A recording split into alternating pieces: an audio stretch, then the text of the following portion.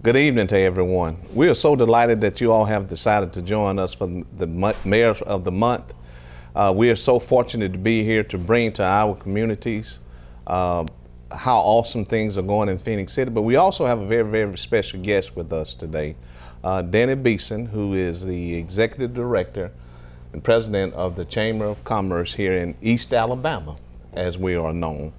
And there are certain things that we as community have learned to do is to make sure that we're all singing on the same tune as being unified and being the same region.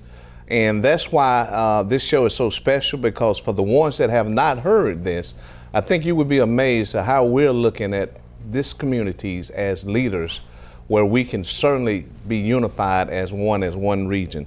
So with that, I'd like to turn it over to my dear good friend, Mayor of Smith Station, Alabama, Bubba Copeland. And Bubba, this is thank you, but this is an honor that we come together as the mayors of two cities that are so close, right here on East Alabama, and we come together each month to talk about issues that we deal with together and issues that we deal with separately. And last month we had all the valedictorians, and congratulations to the class of 2018 as you endeavor into the future. And we had some bright young people last month. And today we are very excited to have Dennis Beeson, the president of the Chamber of Commerce, and his approach to business, and ask us about the business here. Without further ado, we turn it over to our director today, Mr. Dennis. Thank you, guys. Thank you so much for everything that you do for the community. Thank you. East Alabama Chamber of Commerce, you're right. And one of the things we have to thank you for is both of your organizations have supported us in great ways. You're both platinum members with us, and we want to thank you for your dedication to the Chamber of Commerce. But one of the big questions I guess I'd like to ask is, what's your position on business? Where does Phoenix City stand? Where does Smith Station stand in the development and the support of business?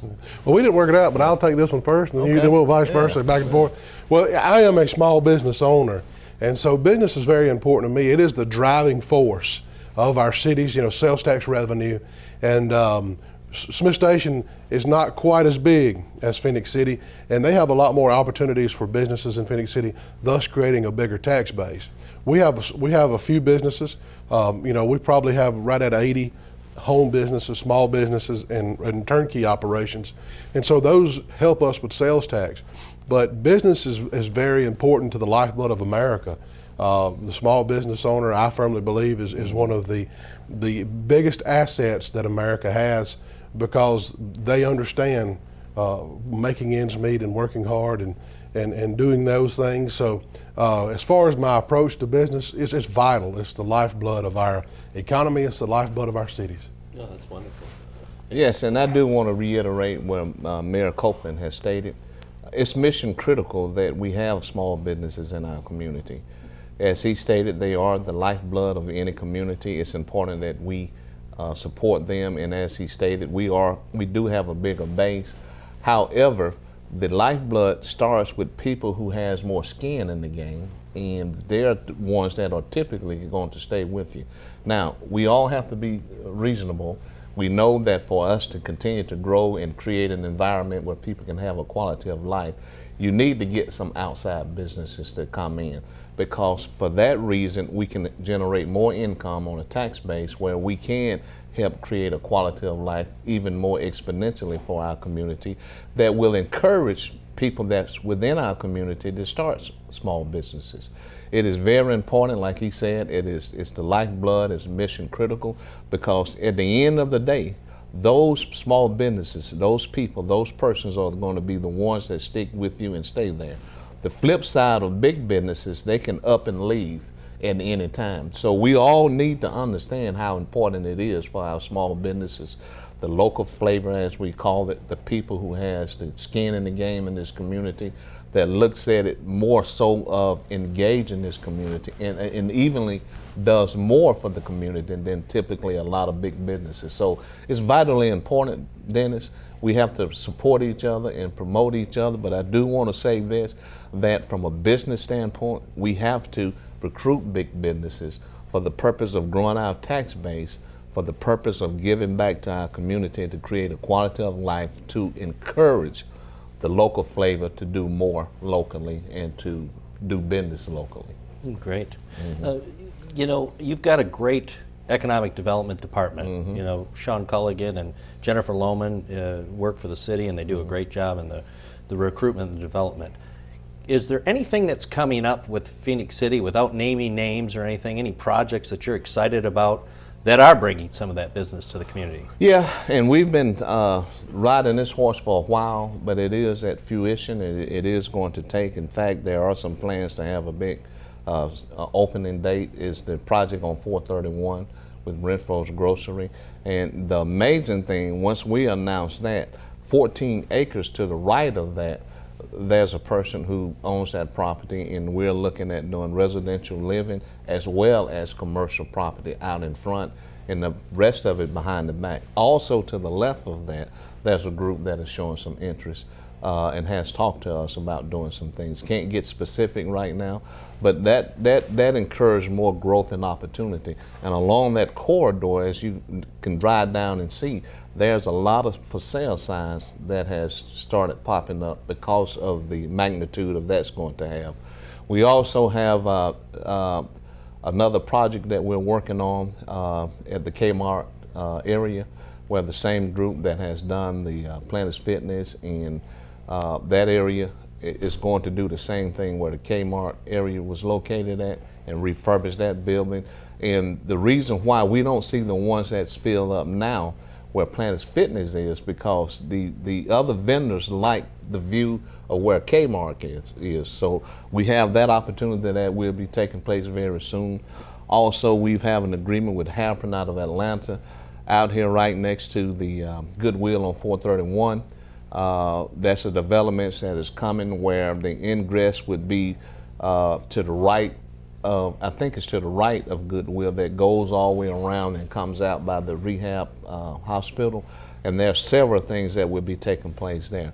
And also currently out here on 280 past the Synovus Bank, that road is being extended. We've already have agreement with Moe's Southwest Grill and Aspen Dental that will be coming there. So we have a lot of opportunities, and there's people that we're constantly talking to and just hadn't signed on the dotted line. So it's a lot of activities that's taking place. And the great thing about it, as we grow, it's certainly going to help. I was just thinking that, yeah. And so, you know, that even proves what I said earlier and what you said and what Mayor Copeland has said. This is one region, because all that money can get shared, because again, we can do and make income where we can give back to promote our community and have a quality of life. Sure makes a difference when there's no county lines to be a wall, and they're more of a bridge than a wall. Yeah, you know, one thing with what he was saying is the size of their city. They have an economic development team.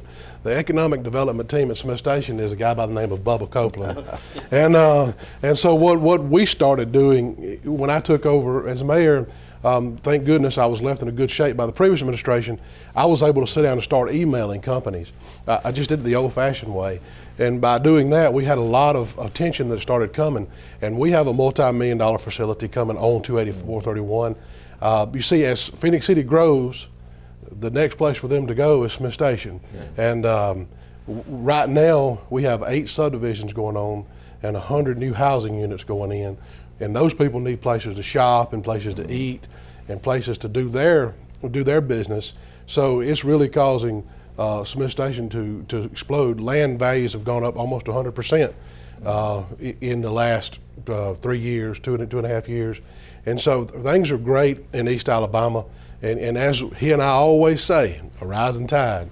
It floats all ships, and we're rising together. He said tide, yeah. not me. Yeah. Yeah.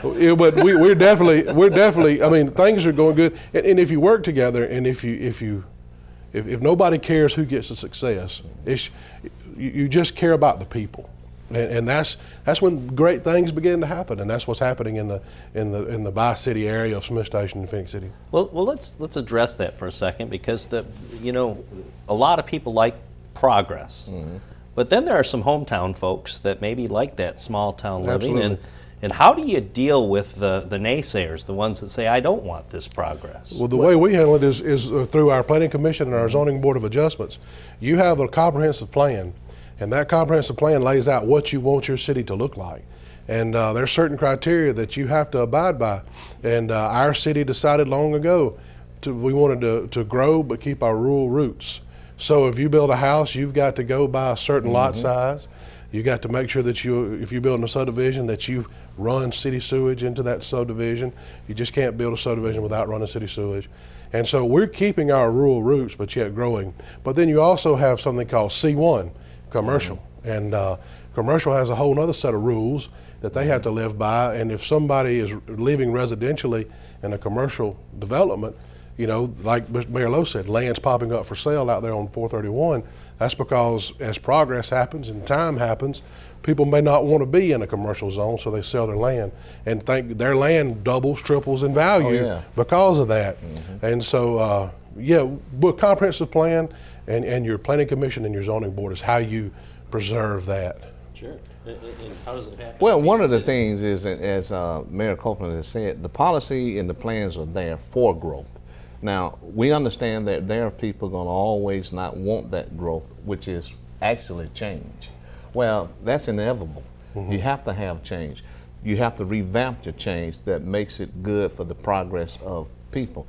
And as he stated, when you get in this gig, if you're doing things just for yourself, then you don't need to be in this gig. Absolutely. It has to be done for the growth and the future growth of our citizens, because at the end of the day, he and I are responsible of creating an environment where people can have a better quality of life as far as shopping, as far as things to do, and mainly as far as being able to get together and be able to enjoy each other. However, there are those people, and what we have to do is be willing to spread our wings to get arrows shot at us, because we know long term it's the best thing for our community. And sometimes you can't see it right now, but it comes to fruition years later. But we have the responsibility of looking out to make sure that we are creating that environment. And sometimes that's not easy.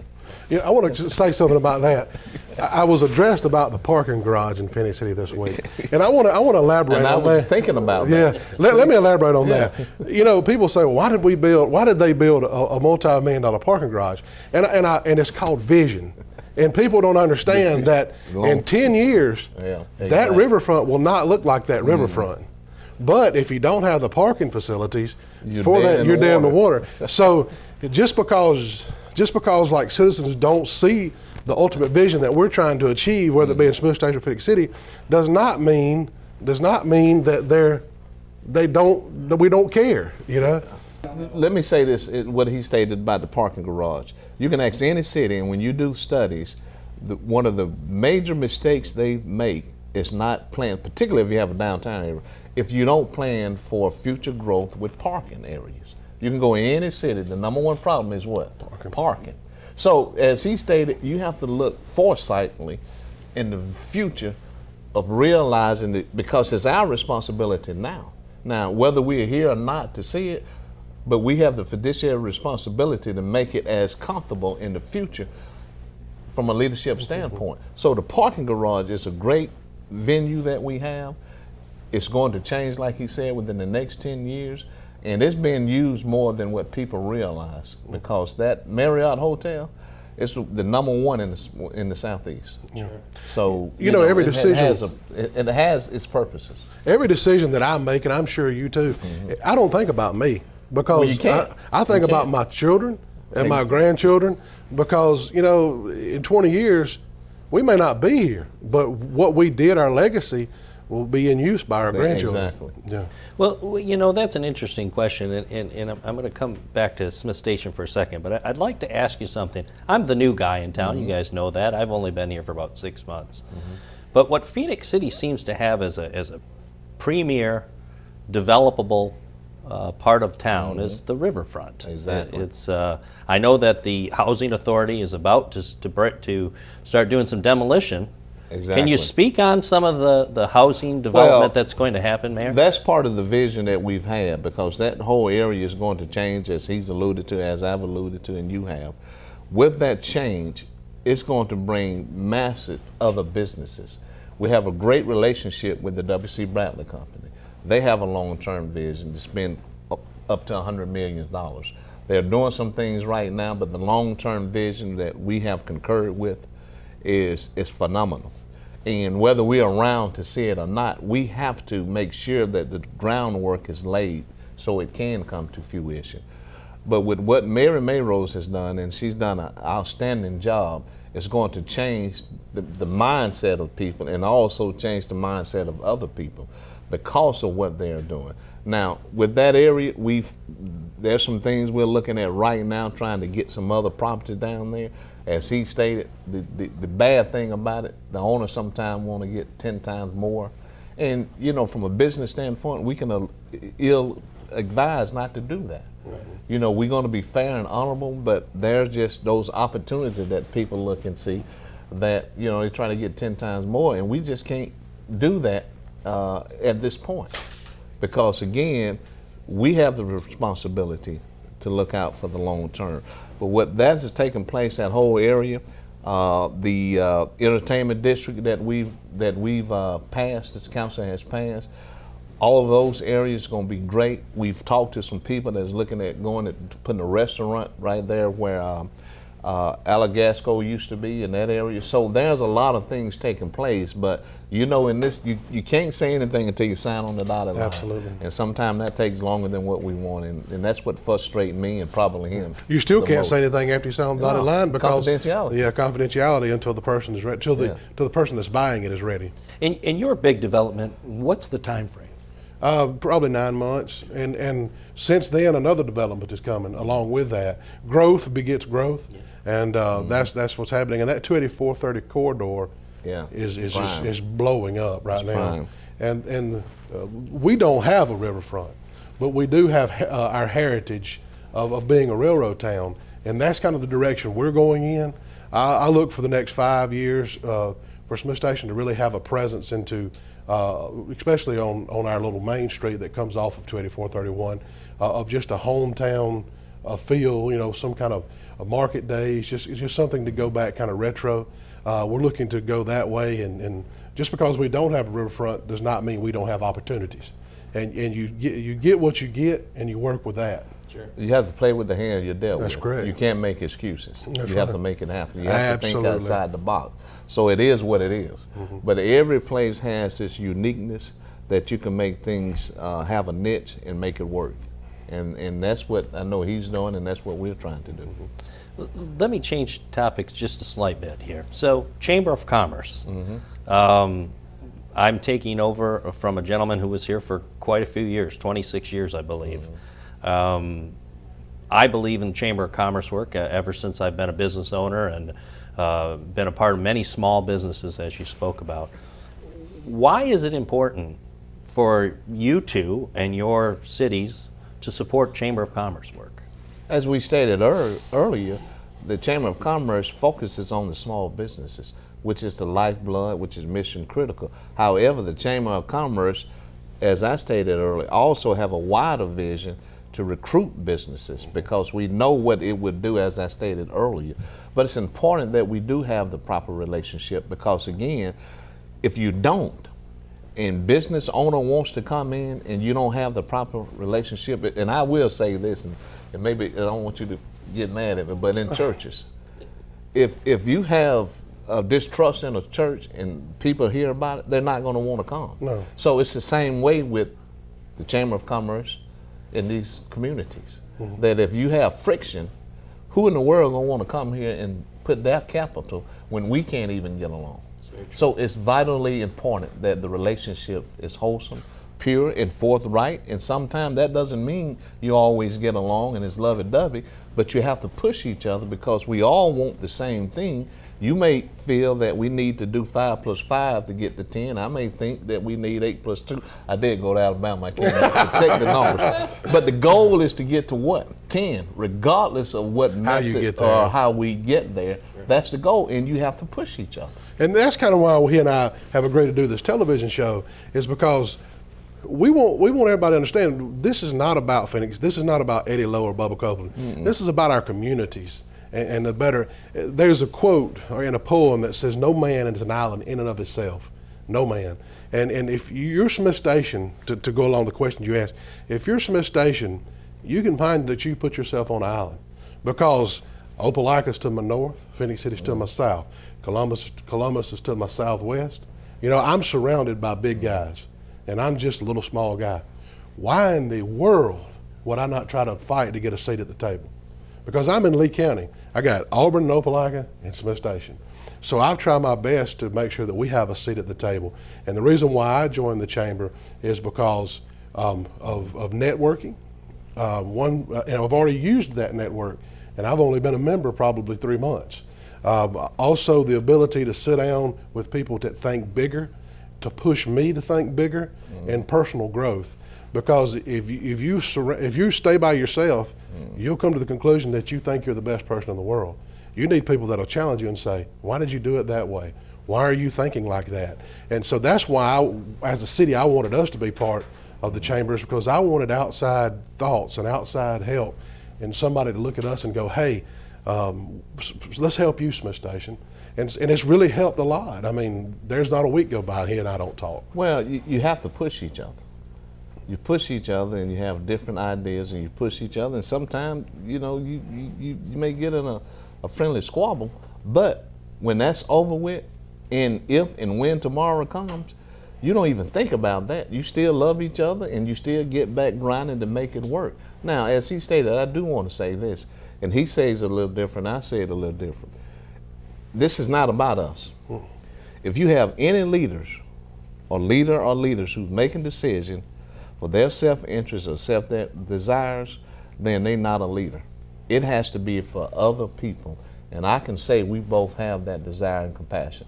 This is not about us. We want to make a difference for our communities, individually as well as collectively. And I think that's what's taking place right now. I have a question I'd like to bring up to you to get you to conversation as our time is drawing near, and I want you to help me elaborate on this. We had a situation with some bad flooding that you and I talked about that evening. We were both exhausted. It happened 2 weeks ago on a Wednesday, and Smith Station saw 8 inches of rain in 6 hours. We had a lot of flash flooding. It wiped out at least 3 roads and about 2 bridges, or 3 bridges. But 2 of the bridges were on public property, which the county and the city and the state could come in and repair. But one of these bridges that I would like to discuss and help the people of Phoenix City and Smith Station understand, one of these bridges was on private land. Yes. And it is against the law for a mayor right. or a organization, a government organization that uses public tax-paying dollars to repair a private road, a private bridge. I'll give you a prime example.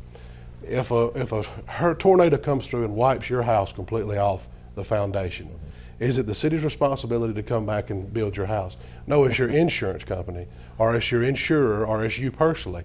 So when this landowner built the bridge, he decided that he did not want to build the bridge according to what the state required, and he didn't want to turn that road over to the state, so he built a private bridge. Now, when the bridge washed out, it stranded 11 families, which was a huge misfortune. And so as the mayor of Smith Station, we had to help those people. We helped them with first responders, which we're required to do. We helped them with law enforcement, which we're required to do. We went above and beyond and helped them with trash, because if you're stranded on the island for 2 or 3 weeks, trash becomes an issue. We also developed a ferry system to get them to and fro. In a Uber type system where people could go pick them up and take them somewhere. But I want to make it very clear. That is important. Very clear It that is. you cannot commingle public funds with private funds. That you cannot do that. It's called an ethics violation, Wow. and it's called 15 years in prison, Jail time. $150,000. and so I got a lot of flack about that for us not helping. It's great you said that, because we've had that issue all the time, and every time it rains tremendously in Phoenix City, you just get scared. You get no rest, because it can cause major problems, and every time it does, it causes a lot of problems. But I do want to allude to something he said that we've been getting beat up about. In our regulations now, we do not allow subdivision to have one way in and one way out. It's too much liability. Because if something happens, and that's what happened in this example, and you can't get in there to service those people, it's too much liability upon the city. So we're not sitting around, messing around, trying to think of things to make it hard for people in our community. We are sitting around trying to make it the best as possible for community, because anytime you have subdivisions that there's one way in and one way out, and roads could collapse, things could happen, you're creating a safety issue for other people that lives in that subdivision or in that community. And I want to make it very clear, and I'm speaking on behalf of both of us. We absolutely 100% care about every citizen, from the 99-year-old to the newborn. Exactly. We care, and just because we cannot go out and personally repair the bridge, my heart wants me to do that with a hammer and nail, but I can't do that because I can't commingle funds. You got to follow the guidelines. Yeah, and I want the citizens of our two cities to know this. It's not that we don't care, and it's not that we don't like you. It's we're legally obligated to go by the Alabama state law. You have to. Well, I sure appreciate you guys inviting me to the show. Well, thank you. Today. Yeah. And I you. hope Thank we you for being here. continue to work in a business fashion with the business community, all of us together. Yes. Absolutely. Thank you. Thank you. And I'll see you next month. It's good to be here Yeah. again, and I hope we have a great month. And thank you all for joining us, and we appreciate you all joining us for this wonderful event. As you can see, it's a region that's on the rise, and we do engage people, and we just say have a good evening, and thank you from CTV Beam for having us. Yeah. And if you have any questions, please email CTV Beam mayorsmonthly@ctvbeam.com. I believe that's correct. If not, just go on CTV Beam, and there's a link that you can email us questions that we'd be more happy to answer, or get our host to ask us those questions that the citizens ask us. Thank you so much again for viewing this. Thank you.